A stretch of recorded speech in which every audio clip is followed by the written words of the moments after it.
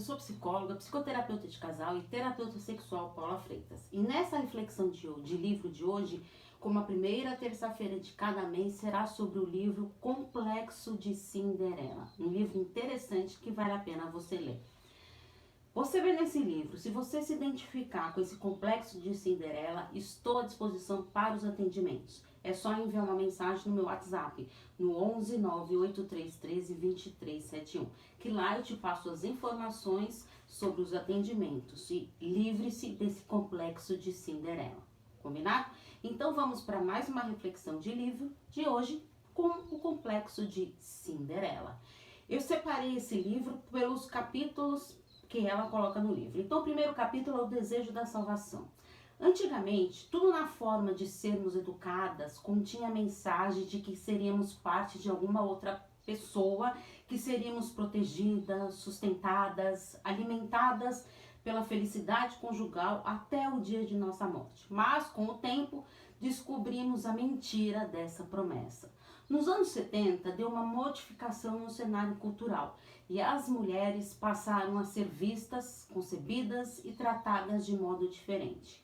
A liberdade requer que nos tornemos autênticas e fiéis para conosco. Não fomos treinadas para a liberdade, mas sim para o seu oposto, que é a dependência. O conflito entre querer viver por si só e querer encostar-se em alguém cria uma ambivalência crônica que acarreta muito no dispêndio de energia. O desejo da salvação, podemos nem sempre reconhecê-los tão claramente, porém, existem todos nós emergindo quando menos se espera, permeando os nossos sonhos, abafando as nossas ambições. Nós não necessitamos ser salvas. A dependência é ameaçadora, ela nos enche de ansiedade, pois remete-nos à infância, quando realmente éramos indefesa. Com toda essa pressão social para a independência, torna-se tentador mantermos essa outra parte de nós abafada, reprimida. Essa parte enterrada e negada que é o problema. Ela se anuncia em fantasias e sonhos. Ela afeta o modo pelo qual as mulheres pensam, agem e falam.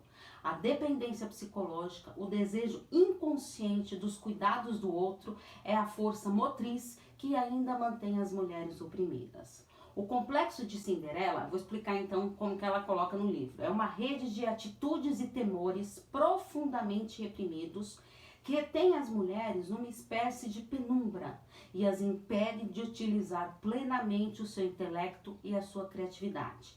Então, como Cinderela, as mulheres de hoje ainda esperavam por algo externo que venha transformar as suas vidas.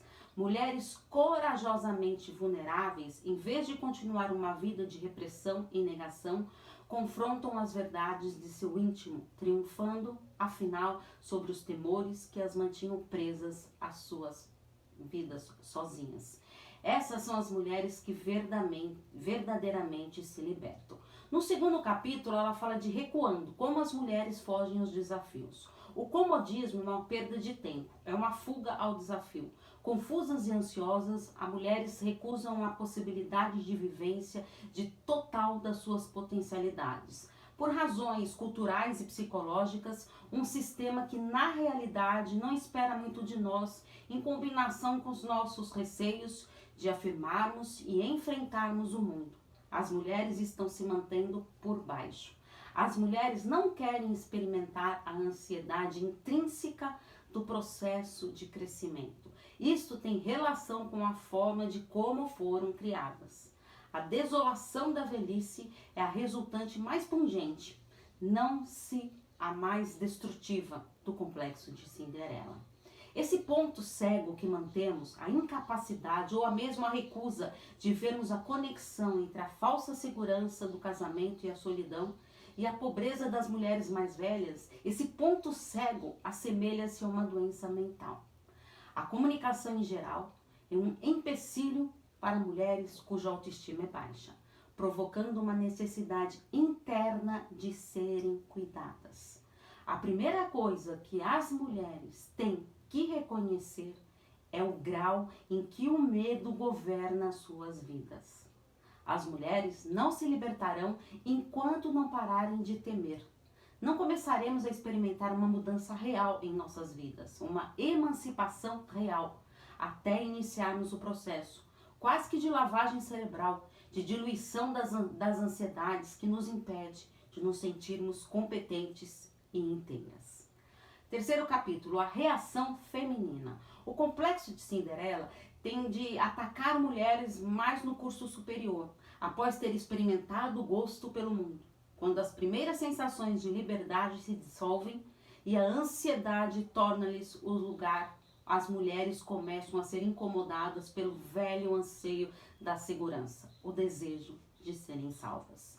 É característico da personalidade dependente ignorar os sinais do problema, examiná-los o mínimo possível e, pior, aguentá-los. Os primeiros sinais, eles tendem a revelar na infância a necessidade de se mostrarem autoconfiantes e controladoras de seus sentimentos. Enquanto crianças, esforçavam-se por se desenvolver as habilidades e qualidades que lhe ofereceram a ilusão de força e invulnerabilidade. Quando adultas, em geral, procuram empregos que reforcem a imagem de autossuficiência. O atributo neurótico surge quando o impulso para a realização se transforma numa compulsão. Elas não podem não realizar. As mulheres cujos padrões contrafóbicos passam despercebidos ou até mesmo não reconhecidos, estas provavelmente passarão a vida inteira construindo defesas cada vez mais impenetráveis. São as mulheres que fariam qualquer coisa se privariam de amor, de satisfação e de felicidade. As mulheres contrafóbicas, elas escolhem certas profissões reforçadoras da autoimagem. A característica surpreendente da personalidade contrafóbica é a sua eficácia no tocante à defesa. A intensidade do medo nem sempre transparece de imediato, o que se deve a dois fatores. O primeiro é o fato de considerar-se apropriado certo grau de medo e evitação nas mulheres. O segundo fator é a dor inerente no manejo do medo e da evitação. Quarto capítulo, o desamparo feminino. As meninas se convencem de que precisam ter proteção, sob pena de não sobreviverem.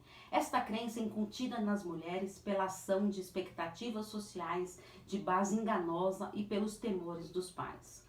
Lois Hoffman, ele descreve a sequência que faz das meninas adultas necessitadas de apoio dos outros. Pelo fato de a menina contar com menor encorajamento para os comportamentos independentes, uma maior proteção paterna, menos pressão cognitiva e social no sentido de estabelecer uma identidade separada da mãe e menor conflito na relação mãe e filha.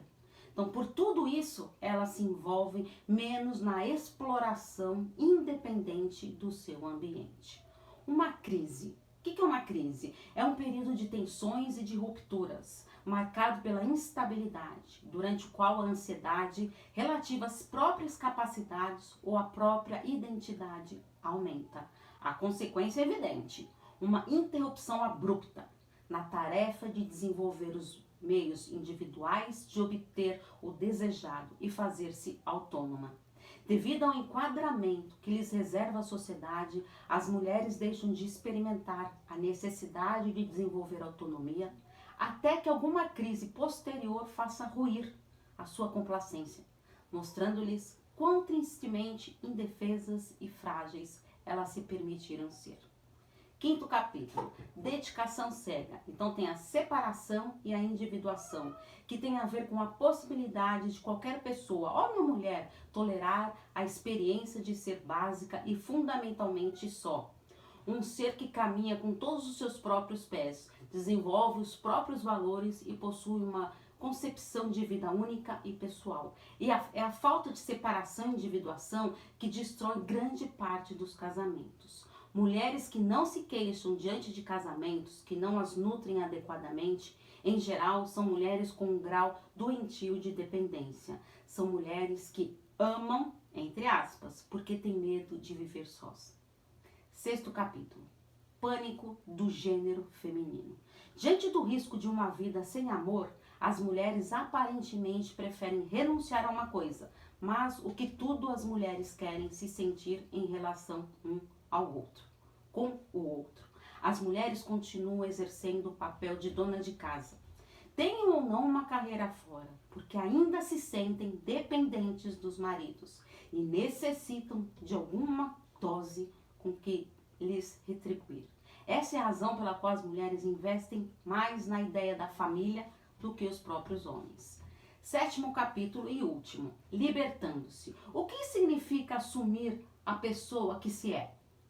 Significa assumir a responsabilidade pela própria existência, criar a própria vida, planejar a própria programação.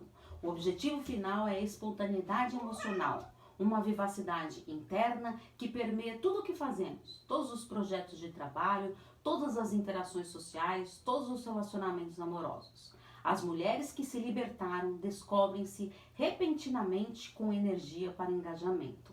Elas se agarram com tenacidade à vida, sendo ao mesmo tempo livres para acompanhar os altos e baixos de seus eventos. A mulher que se libertou tem mobilidade emocional. Ela é capaz de mover-se em direção às coisas que lhe são gratificantes e distanciar-se das que não são. Elas também é livre para estar bem-sucedida, para estabelecer objetivos e agir de modo a atingirem seus objetivos sem temer o fracasso. Sua autoconfiança deriva de uma avaliação realista de suas limitações e capacidade. A mulher que acredita em si mesma, não precisa enganar-se com sonhos vazios, com coisas que estejam além das suas capacidades. Ao mesmo tempo, elas não vacilam em face de tarefas para as quais se acha preparada. Ela é realista, segura e ama a si própria. Ela está finalmente livre para amar os outros, porque ama a si mesma. E todas essas coisas, e nada menos que elas, constituem a mulher que se libertou. Então agora vamos para o plano de ação. Agora chegou aquele momento especial de pura conexão consigo mesmo. Então pega o papel e caneta e responda esse plano de coração de maneira bem reflexiva. Primeira pergunta: como a educação transmitida lá na infância influencia a sua vida hoje? Segunda pergunta: se considera uma mulher dependente emocionalmente, quando percebeu isso? Terceira pergunta: qual o maior medo que governa a sua vida? Quarta pergunta: acredita que precisa da proteção do outro para sobreviver? Quinta pergunta: para você, o que significa assumir a pessoa que se é? Sexta pergunta: você acredita em si? Dê exemplos. Sétima pergunta: você nutre o seu amor próprio? Oitavo: de 0 a 10, quanto investe em seu amor próprio? Volte este vídeo várias vezes e responda de coração aberto essas perguntas. Acompanhe os slides para você se conectar ali com aquelas perguntas, porque afinal, quem cuida da mente, cuida da vida. Um grande